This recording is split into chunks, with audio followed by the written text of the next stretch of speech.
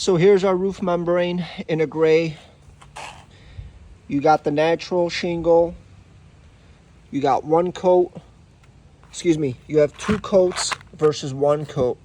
If you want to think about it, each coat is about 500 mil. That's equivalent to about 5 times normal paint. By comparison, here's a traditional roof paint in a gray, like a darker blue-gray color.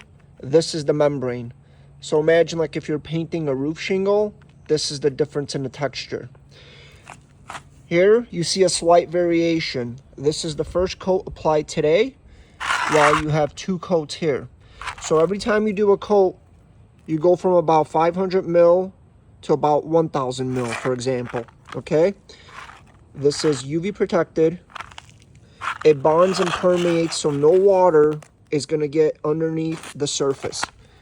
Take a look at, this was a shingle that was used to throw away. And take a look at the hole here.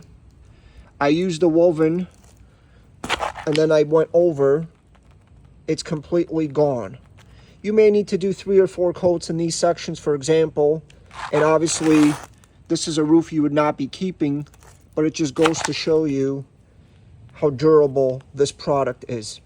And remember, UV protected, so if you go with a darker color, the polyurethane is going to hold up. It's not acrylic based, it's polyurethane based. Much tougher.